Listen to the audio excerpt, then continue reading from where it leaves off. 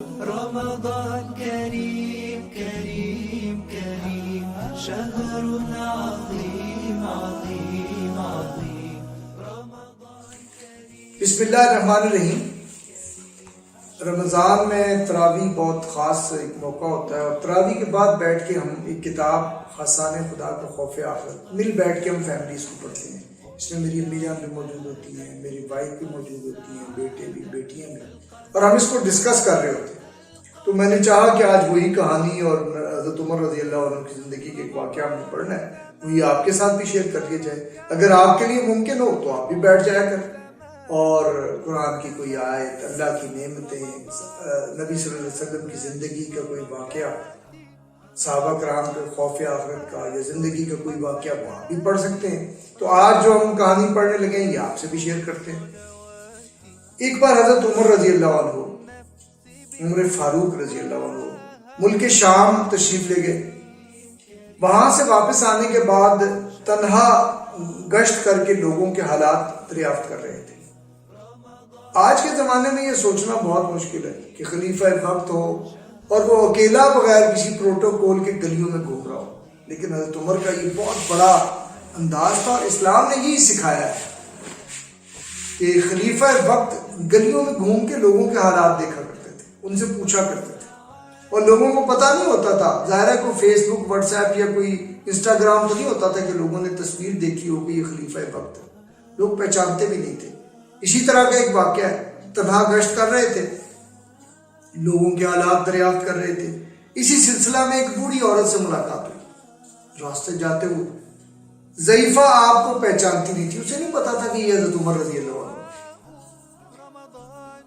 بالکل جینوئن رائے آتی تھی اس وجہ سے، بالکل جینوئن، یعنی کوئی روب نہیں، کوئی مسئلہ نہیں، جو لوگ سوچ رہے ہوتے تھے خلیفہ کے بارے میں وہ بیان کر دیتے۔ اس نے آپ سے پوچھا تمہیں معلوم ہے آج کل عمر کیا کرتے ہیں؟ یعنی عمر رضی اللہ عنہ سے وہ خاتون پوچھتی ہے کہ آج کل عمر کیا کر رہے ہیں؟ حضرت عمر رضی اللہ عنہ نے جواب دیا ابھی شام سے واپس آئے۔ ابھی وہ بڑھیا کو بالکل نہیں پتا کہ یہ عمر سے بات، رضی اللہ عنہ سے بات ہو رہی ہے۔ ضعیفہ کہنے لگی اللہ میری طرف سے ان کو جزائے خیر نہ دے، یہ ایک طرح کی بد دعا تھی کہ اللہ ان کو اجر نہ دے میری طرف سے۔ حضرت عمر رضی اللہ عنہ نے کہا کیوں، انہوں نے کیا کیا، یعنی خلیفہ وقت نے کیا کیا آپ کے ساتھ؟ ضعیفہ کہنے لگی جب سے وہ خلیفہ ہوئے بیت المال سے مجھے ایک پیسہ نہیں ملا۔ یہ شکوہ تھا اس بڑھیا کا خلیفہ وقت کے ساتھ۔ حضرت عمر رضی اللہ عنہ نے فرمایا بڑی بھی، عمر رضی اللہ عنہ کو تمہاری حالت معلوم نہ ہو؟ دیکھیں اس زمانے کے حساب سے تو بڑی جنرل بات تھی، اتنی بڑی سلطنت، یعنی مدینہ سے شام تک کا سفر تقریباً ایک مہینے کا کہتے ہیں، یعنی صرف جانا ایک مہینہ لگ جاتا تھا، پھر آنے میں بھی۔ تو اتنا عرصہ اگر خلیفہ وقت اور وہاں بھی کام ہو، ریاست سے اور اپنے علاقے اپنے مدینہ سے باہر ہو، پھر بھی بڑھیا شکوہ کر رہی ہے کہ مجھے ایک پیسہ نہیں ملا بیت المال سے۔ حضرت عمر وہ جانتی تو نہیں تھی، لیکن حضرت عمر رضی اللہ عنہ کہتے ہیں خلیفہ وقت کو اگر نہ پتا ہو آپ کے بارے میں تو پھر۔ ضعیفہ کا جواب سن لیجیے۔ ضعیفہ بولی سبحان اللہ، یہ تم نے کیا کہا؟ جو شخص خلیفہ ہوا ہے، دیکھیں بڑی رہنمائی ہے اس بڑھیا کی بات میں، بڑی رہنمائی۔ یہ آج کے زمانے میں موسٹ ماڈرن ٹیکنالوجی کے زمانے میں ہمارے حصے میں بھی لوگ لیڈرشپ آئی ہے نا، ذرا تقابل کریں ہم کیسے اسلاف تھے، ہمارے کیسی مثالیں تھی صحابہ کرام نے جو قائم کی۔ ضعیفہ بولی سبحان اللہ، یہ تم نے کیا کہا؟ جو شخص خلیفہ ہوا ہے اسے یہ نہ معلوم ہو کہ مشرق و مغرب میں کیا ہو رہا ہے، میں اسے نہیں مان سکتی۔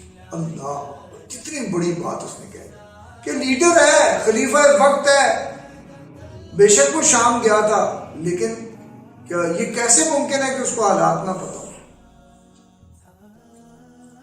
ضعیفہ کے یہ الفاظ سننے تھے کہ حضرت عمر رضی اللہ عنہ کا دل خوف خدا اور خوف آخرت اور خلافت کی ذمہ داریوں سے لرز اٹھا، کانپ گئے۔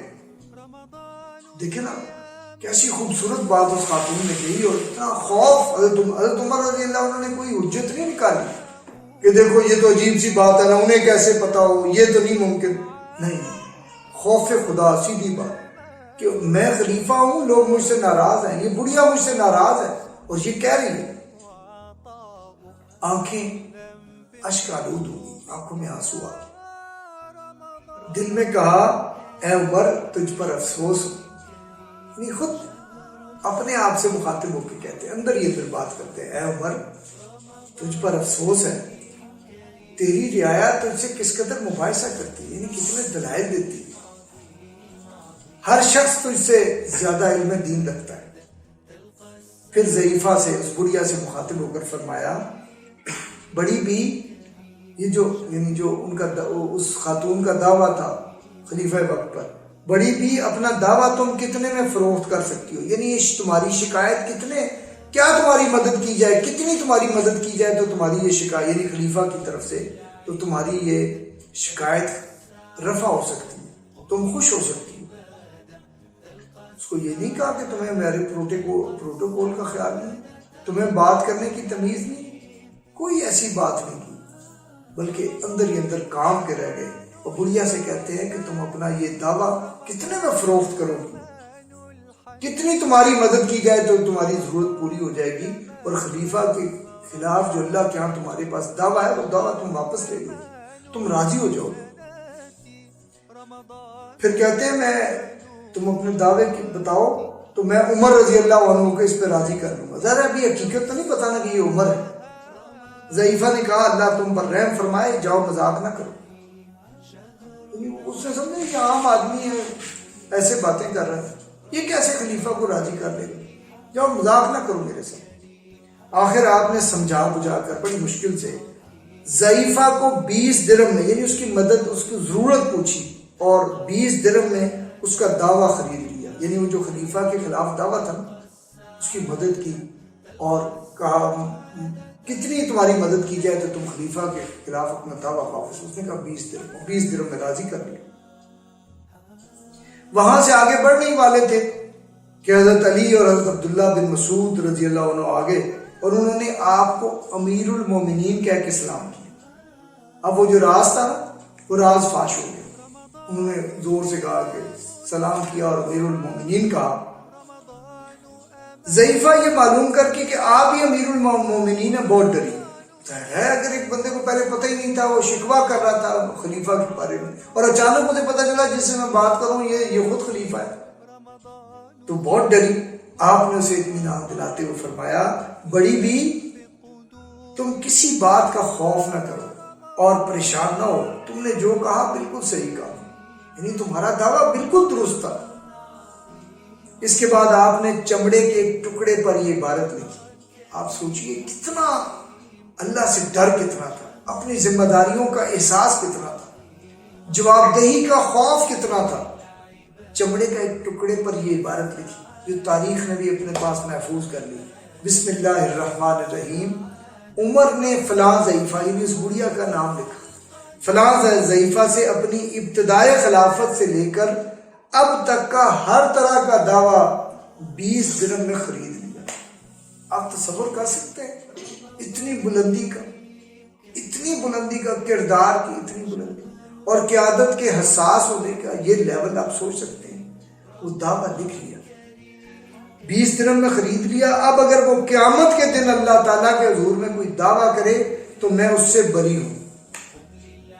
سمجھ رہے؟ یعنی زبانی دعویٰ کافی نہیں رہا، بلکہ کہا اس کو لکھ دو. لکھ لیا، اور تاکہ یہ، اور پتہ کیا کیا حضرت علی رضی اللہ عنہ، اس بڑھیا کے سامنے حضرت علی رضی اللہ عنہ اور حضرت عبداللہ کو اس پر گواہ بنا دیا. یعنی زبانی بات کافی نہیں ہوئی، ان کا اطمینان نہیں ہوا، بڑھیا کے صرف الفاظ کافی نہیں ہوئے، بلکہ کہا میں اللہ کے ہاں یہ حجت بنانا چاہتا ہوں کہ کل اللہ کے ہاں یہ بڑھیا میرے خلاف دعویٰ نہ کرے. اور وہ تحریر بنا لی چمڑے کے ٹکڑے. یہ لیڈرشپ کا کانسیپٹ ہے جو اسلام نے دیا ہے. یہ قیادت کا وہ خوبصورت تصور ہے جو اسلام نے دیا ہے. ہم پتہ نہیں کہاں بھٹک رہے ہیں، ہم پتہ نہیں کہاں سے لیڈرشپ تلاش کر رہے ہیں، ہم پتہ نہیں کیوں الجھے ہوئے. یہ ہے لیڈرشپ، یہ ہے کانسیپٹ، اور یہ ہے آخرت کی جواب دہی کا احساس. اللہ تعالیٰ ہمیں بھی احساس عطا فرمائے. اور ہمیں بھی وہ لیڈرشپ عطا فرمائے جو اس احساس والی، اس سے آراستہ ہو۔ اللہ تعالیٰ ہمارے نصیب میں بھی ایسی لیڈرشپ کرے۔ بہت شکریہ، السلام علیکم۔